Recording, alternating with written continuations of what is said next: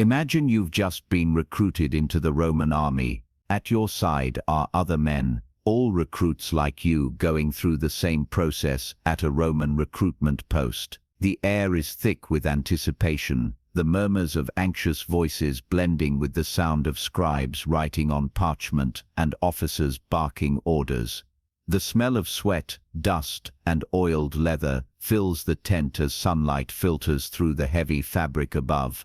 Some of these recruits are like you, voluntary men who presented themselves of their own free will and brought a letter of recommendation to be evaluated by a superior. They stand taller, their faces alight with cautious pride. They seek adventure, glory in battle, or the chance at a better life. These volunteers, many of them young and strong, are the dream of any Roman recruiting officer. To the officers, such men are the lifeblood of the legions, willing, ambitious, and eager to prove themselves. In their midst, however, are other men whose faces betray a different story. Some are the vicari, those who volunteered to take the place of someone who was forced to enlist, perhaps for money, or to honor a family obligation. Their eyes carry a resigned determination rather than pride. Their motivation isn't heroism, but necessity, a kind of sacrifice born of life's circumstances. For them, the army is not a calling but a transaction, an exchange of one life for another's freedom. Lastly, and wearing the grimmest expressions, are the lecti, those who were recruited involuntarily. They had no choice in the matter, rounded up by local officials or condemned to service by law. For them, military service isn't an opportunity, but a sentence. Some stare blankly at the ground, others clench their fists, silently cursing their fate. Regardless of what brought them here, the Legion treats everyone the same way. From now on, your past doesn't matter. You will now begin the probatio, a test to prove who you are. The recruits fall silent as the officer calls out names from a scroll. The voice of authority echoes through the tent, sharp and unyielding. One by one, the names are read, and you wait for yours. The sound of boots shifting on the packed dirt mixes with the faint crackle of torches. When your name is finally called, your only task is to answer aloud, stating that you are present. The line moves forward slowly, and each man is examined with rigorous attention. You can feel the weight of every heartbeat as the officer's gaze shifts toward you. A recruiting officer reviews your letter of recommendation. His eyes are cold and calculating as he scans the parchment. The questions aren't just about your name, but about your family, your hometown, and your character. He wants to know where you come from, what kind of man you are, and whether your word can be trusted. The goal is to make sure you're not an imposter or someone with a problematic history. In this moment, your entire life is reduced to a few lines on parchment and the impression you make on this man. Then comes the physical exam. The assessment is thorough, meant to ensure you can endure what's to come. Your teeth, your body, your height, and your overall health are checked. The examining officer runs his hands across your shoulders and arms, measuring your strength with practiced efficiency. Every flaw, every scar, every weakness is noted. The examining officer has just finished with you. He looked you up and down, checked your health and strength, and found no fault. You feel a mix of relief and dread. The recruitment test, the probatio, is finally over, but your journey, in truth, is only beginning. You and the other men who passed are lined up shoulder to shoulder under the watchful eyes of the officers. The tension in the air is palpable. In your mind, you know this is the last moment you are a free man. Until now, you were just a civilian, a man of your own will. If at this instant panic seized you, you could still turn and run into the open world beyond the tent. But what happens in the next few minutes will shape the rest of your life. The officer surveys the line of men, his expression unreadable, and his words are cold and direct. He begins to read the military oath in a measured tone. The sound of his voice seems to come from far away, but the words echo in your mind like the beating of a drum. You are about to swear loyalty to the Senate, to the people of Rome, and eventually to the emperor himself. The gravity of it presses upon you as though the very walls are listening. You hear the officer's words, and then the recruit in front of you repeats them, firm and clear, his voice trembling slightly but steady. You hear the recruit promise to obey orders with enthusiasm and without question. He renounces the protection of Roman civil law and accepts that his commander has the power to condemn him to death without a formal trial for disobedience or desertion. The enormity of the commitment sinks in. The power of life and death now rests in the hands of your superiors. He swears to serve faithfully according to the standards for the allotted term of service and not to leave before being discharged. The words of the oath are a contract you are about to sign with your life. There is no parchment, no ink, only your voice, your body, and your soul. The recruit swears to serve Rome even at the cost of his own life and promises to respect the laws regarding civilians and his comrades. His tone carries the weight of destiny. The torches flicker, and for a moment, the light reflects off the armor of the officers, making them seem like bronze statues of the gods themselves. Finally, the officer declares, "Congratulations, you are now a soldier of Rome." The words feel both triumphant and final. Around you, some recruits lower their heads in solemn silence, others stand a little taller, filled with pride or fear. The officer gives you a nod to step forward. You don't need to repeat the entire text. From now on, the process moves faster. You take a step forward and repeat the oath of the previous recruit. Your voice sounds strange to your own ears, caught between fear and resolve. With a few words, you cease to be a civilian and become a soldier of Caesar. Your life now belongs to Rome. The weight of invisible chains settles on your shoulders, not of iron, but of duty, discipline, and obedience. Fleeing the barracks is no longer an option, it is desertion, and the punishment is death. You are now a cog in Rome's great war machine, and the only thing left to do is fulfill your duty for the next 25 years, or as the oath implies, until the end of your life, whichever is shorter. Immediately after the ceremony, you are led to a registration table where your new identity is officially recorded. The atmosphere is tense, filled with the quiet rustle of parchment and the sharp scratching of quills. An examining officer looks you over with a cold, practical gaze, his expression devoid of emotion. His eyes move methodically from your face to your hands and then to your body, noting every detail with the precision of a man who has done this countless times before. Your name is entered carefully into the official records, each letter written as if sealing your fate. Then he begins to note all your distinguishing marks, scars, moles, and every visible detail that makes you unique. He calls them out in a steady tone to a scribe, who records them meticulously in ink. This record becomes your first official document as a soldier of Rome. The officer is not just cataloguing you for bureaucracy, he is ensuring you can never vanish from the system that now owns you. Every scar, every mark serves as irrefutable proof of your identity should you ever attempt to flee and return to civilian life. And just as importantly, these same marks will serve another purpose, to identify your body among the piles of the fallen on a battlefield, ensuring that your death, like your life, is properly recorded and claimed by the Legion. In Rome's eyes, you are not merely a man anymore, you are an entry in a ledger, a piece of state property whose existence must be accounted for even in death. Next, you receive a signaculum, a small metal tag placed on a leather thong and fastened around your neck.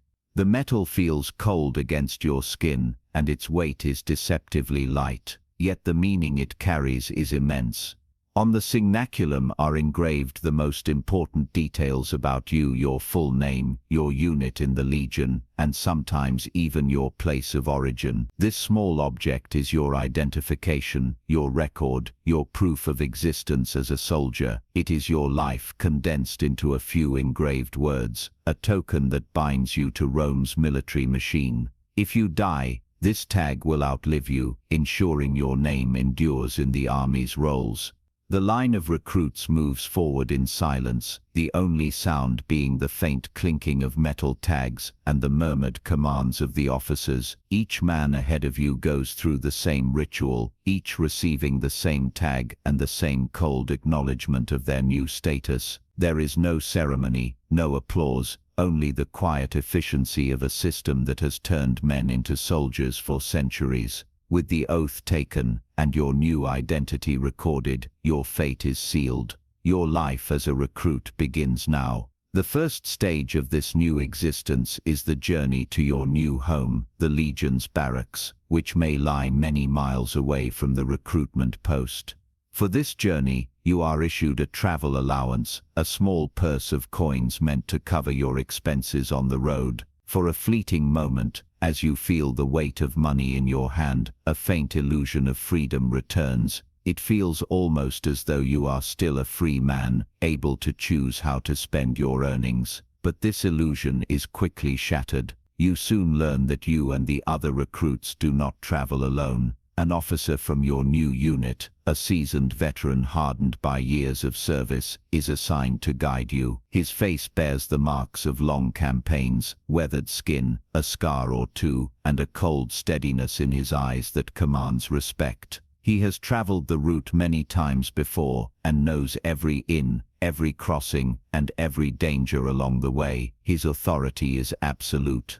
The first lesson of military life doesn't come on the training ground but on the road. You are expected to hand over your travel money to the officer. The command is not shouted but spoken firmly, and no one dares protest. The officer collects the coins with practiced indifference, managing the group's funds himself. He negotiates prices for lodging, food, and supplies on behalf of everyone. In exchange, he ensures that none of you are cheated by innkeepers or traders along the road, and that the group travels in safety. You quickly understand that this is not a matter of trust or fairness. The decision isn't yours. The money isn't yours to spend as you wish. From this moment forward, everything you have, your pay, your rations, even your time, belongs to the Legion. Individual freedom is replaced by collective order, and every action is carried out under supervision. After days of marching and restless nights on the road, you and the other recruits finally arrive at the barracks. The first sight of it takes your breath away. The castrum, the Legion's fortress, rises before you like a city of stone and discipline. Its high walls are built with military precision, flanked by towers that seem to pierce the sky. The massive wooden gates creak open with the sound of command, revealing courtyards bustling with soldiers, smiths, and laborers. Every man moves with purpose. Every sound is part of the rhythm of a living war machine. At the gate, guards in full armor direct you and your companions with curt gestures. You pass through a series of gates and inner yards, each more fortified than the last, until you reach a vast warehouse where the quartermasters await. Here, you receive everything you'll need to survive and fight. Your larica segmentata, the articulated armor of the Legion, polished and heavy. Your rectangular shield, broad and solid. Your gladius, the short sword famed for its deadly efficiency. And your pilum, the heavy throwing spear designed to pierce both shield and man. Each item is issued with ritual precision, your name checked and recorded again. Burdened with your new equipment, you are escorted to your quarters. The room you are assigned is small and austere, with stone walls and wooden bunks. It is a cramped space that you will share with 7 other soldiers, your contubernium, your new family. The air smells faintly of oil, sweat, and damp straw. There is no privacy, no luxury, only shared space and shared duty. You quickly realize that comfort is a luxury reserved for no one. You and your comrades must learn to coexist, to synchronize your movements and habits, because unity in the barracks translates to unity on the battlefield. With your new armor, your weapons, and a place to sleep, your life as a soldier of Rome can finally begin. Yet, in truth, this is only the first step. Ahead lies a path of discipline, endurance and transformation. The next day, you wake before sunrise in the chill of morning to the sound of hundreds of other men stirring in the dark. The air is cold, your breath visible in the dawn light. The barracks come alive with the muffled sound of armor being strapped on and sandals being tied. As you rise, you feel the pressure of the unknown pressing down upon you. The first important task of your day is the morning parade. For you, a civilian until yesterday, it is a strange and intimidating ritual. You join your centuria, the 100-man unit to which you now belong. The men line up in perfect order, shoulder to shoulder, in a formation that seems carved from stone. No one speaks. The only sounds are the creak of leather and the distant call of trumpets. The watchful eyes of the centurions and optias move along the ranks, scanning for the slightest imperfection, a loose strap, an unclean shield, a crooked stance. Here lies your first test of discipline. During the parade, the most important announcements are made. An officer steps forward and reads the orders of the day in a clear, commanding voice. You strain to follow his words, still unaccustomed to the military cadence. Messages from the governor, directives from the legion's commander, marching orders that will soon govern your every movement. As soon as roll call ends, the first command you hear is to march. The order echoes sharply, and before you can think, your feet begin to move with the others. The march begins with a weight you could never have imagined carrying. In total, it's about 20 kilos, armor, weapons and supplies that soon become an extension of your body. The optio instructor moves along the line, his eyes fierce, demanding that everyone keep the same pace and formation. You must cover 30 kilometers in just 5 hours. This march, known as the regular step, is not a leisurely walk but the true beginning of your transformation. Each step is a test of endurance, each breath a lesson in obedience. You begin to understand that from this day forward, every movement, every action, and every thought must serve a single purpose, the will of Rome. It's done over varied terrain, from dry dirt roads to steep rocky climbs and shallow, freezing streams that soak your feet and chill you to the bone. The air is thick with dust or mist depending on the region, and every step becomes a battle between your will and your body. The pace never slows, and if you show any sign of weakness, the optio notices immediately. His sharp eyes miss nothing. If you falter or fall behind, he makes a note of your name, and when you return to the barracks, he reports you to the centurion. The punishment is swift and brutal, a beating with the vine staff, the symbol of discipline and authority. You quickly learn that fatigue is no excuse, and mercy is not part of your new life. The training is designed to break down your limits, to mold your endurance until pain becomes second nature. Once you show that you can endure the regular step, the optio increases the challenge. He orders the faster march, 35 kilometers in 5 hours, the same weight strapped to your body. There are no pauses for rest, no breaks for water, and absolutely no complaints allowed. The sound of synchronized steps echoes across the landscape, boots striking the earth like the rhythm of a war drum. By the end, your legs feel as heavy as the armor you carry, but the optio only scowls and tells you that this is just the beginning. The legion's strength lies not in weapons, but in its ability to march farther and faster than any enemy.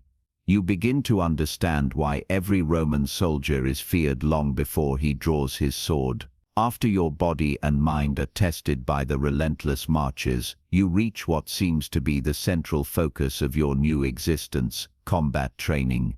You expect to be handed a sword of gleaming metal, the weapon of a true warrior, but instead, your instructor thrusts a crude wooden blade into your hands. To your surprise, it is heavier than any sword you have ever held. The instructor's tone is calm but firm as he explains that this weight is deliberate. The wooden weapons are twice as heavy as the real gladius you will one day wield in battle. The same rule applies to your pilum, the heavy throwing spear used by Roman soldiers. The logic is simple but effective. If you can fight with a weapon that tires you in training, the real one will feel light and swift in battle. Each morning, you line up before wooden dummies driven into the ground or thick stakes wrapped in straw. The exercises begin, and soon the rhythmic thud of wood striking wood fills the training yard.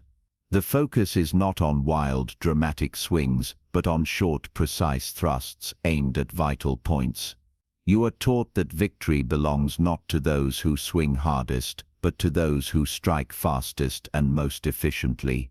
Each motion is repeated countless times until your muscles remember the movements better than your mind does.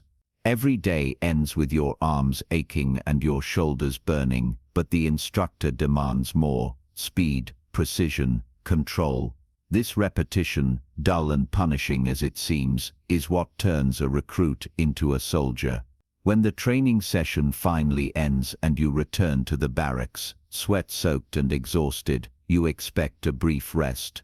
Instead, you are reminded that comfort has no place in the life of a Roman soldier. You and the other recruits are sent to clean the camp latrines. They are nothing more than open trenches lined with stone, filled with the filth of hundreds of men. The stench is overpowering, enough to make your stomach twist, but the task must be done. Armed with buckets of water and rough brushes, you scrub the filth away under the harsh gaze of the supervising optio. The work is humiliating and nauseating, but it serves a purpose far greater than cleanliness. It is designed to break pride and to teach obedience, to remind you that no task is beneath a soldier of Rome. The optio watches every movement closely, reading your expressions as if they were words. He looks for hesitation, for disgust, for even the smallest sign of defiance.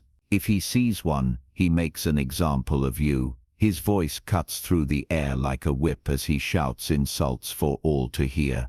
He forces you to start over, to scrub again until every inch gleams. The humiliation burns more deeply than the physical labor, but you keep your head down and obey, because defiance leads to punishment, and punishment in the Roman army is severe. As you toil in silence, you feel the eyes of the veterans on you. They stand nearby, watching with thin smiles and amused glances. To them you are nothing but a green recruit, soft, clumsy, and full of mistakes. They've endured all of this before, and now find entertainment in your misery. Their mockery comes in waves, jokes about your smell, your inexperience, your obvious discomfort. The laughter is cruel, but behind it lies a hidden purpose. The veterans are testing you just as much as your instructors are. They want to see how you react, whether you'll snap, complain, or break under pressure. In the Legion, self-control is as important as strength. Those who cannot endure ridicule without losing composure will not survive the brutality of war. When the cleaning finally ends, you are covered in grime and drenched in sweat, but there is no time to recover. The next task begins almost immediately: hauling firewood. The Legion's campfires must burn through the night for warmth and for cooking, and that responsibility falls to you and your fellow recruits. You form a line with the others, each man carrying heavy, uneven logs on his shoulders. The wood digs into your skin, leaving red marks and splinters.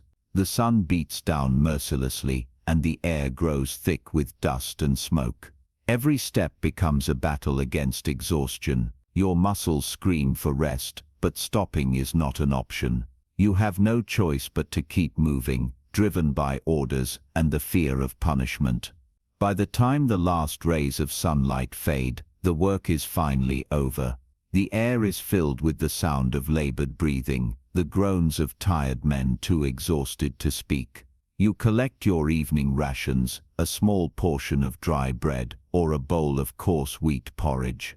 It is simple and tasteless, but hunger makes it seem divine. You eat quickly, every bite devoured in silence, surrounded by men who look as broken as you feel. When the meal is done, you want nothing more than to collapse. Your bed, little more than a wooden plank covered in straw, feels like a luxury. Hardness doesn't matter anymore, your body is too drained to care. As you lie down, you feel the ache in every muscle, your feet throb from endless marching, and the blisters on your hands sting from the day's labor. Your mind drifts too tired for thought, and all that remains is the dull certainty that tomorrow it will all begin again. The Legion never rests, and neither do you. After 2 long years of relentless toil, sleepless nights, and unyielding effort, your perseverance finally earns its reward.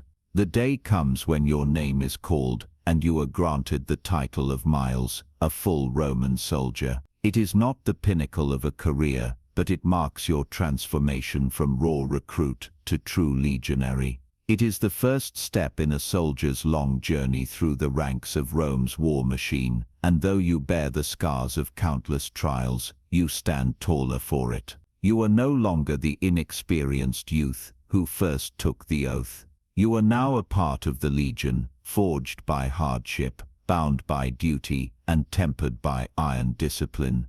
But tell me in the comments whether you think you could endure a day as a recruit in a Roman legion. And if you like this video, leave a like and subscribe to our channel.